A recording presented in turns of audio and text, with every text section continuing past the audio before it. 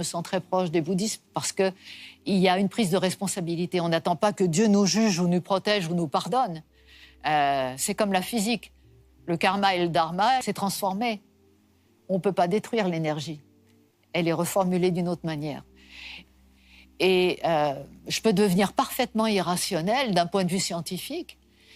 Si on dit que c'est irrationnel, je pense que dans quelques dizaines d'années, on montrera en fait que ça participe des mécanismes universels. Là, je vais reprendre il y a l'aspect, on peut partir sur la partie qui est moins scientifique et irrationnelle, mais il y a la partie scientifique de cette chose-là.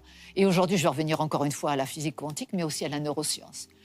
Depuis qu'on essaye de comprendre ce qu'est la conscience ou l'intelligence, ces choses-là, bien évidemment, parce que ça nous arrange en tant qu'humains, on dit qu'on est différent et on est séparé du restant de la biosphère, que la conscience est une fonction du cerveau humain et quelque chose qui participe de l'évolution.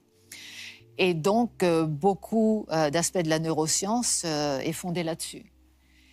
Sauf que, depuis quelque temps, il y a une nouvelle école qui semble poindre et qui aussi, ce sont des chercheurs donc en physique quantique qui s'allient avec des neuroscientifiques en poussant une nouvelle hypothèse qui dit que la conscience n'est pas du tout une fonction du cerveau humain, mais que le cerveau humain est une sorte d'ordinateur ou de capteur, si vous préférez, qui nous permet de nous connecter à une conscience qui serait alors à ce moment-là un principe universel. L'information et l'énergie circulent dans l'univers.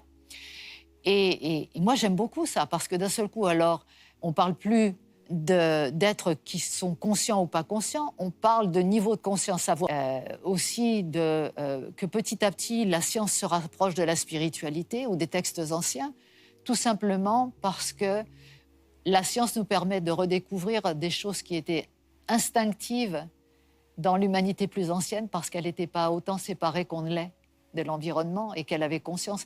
Pourquoi les Grecs ont été capables de concevoir l'atome, par exemple, alors qu'ils n'avaient pas des microscopes atomiques, ils n'avaient pas toute la technologie qu'on a? Il y a beaucoup de choses qui ont été trouvées de manière intuitive, scientifiquement explicables.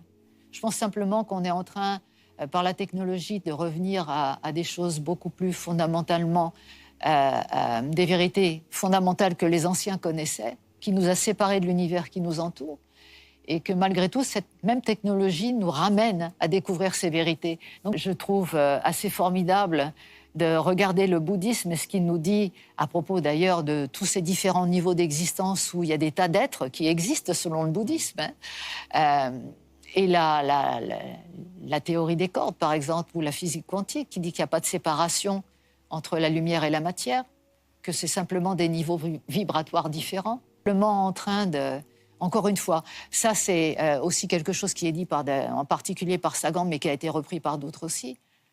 On est l'univers qui essaye de se comprendre lui-même.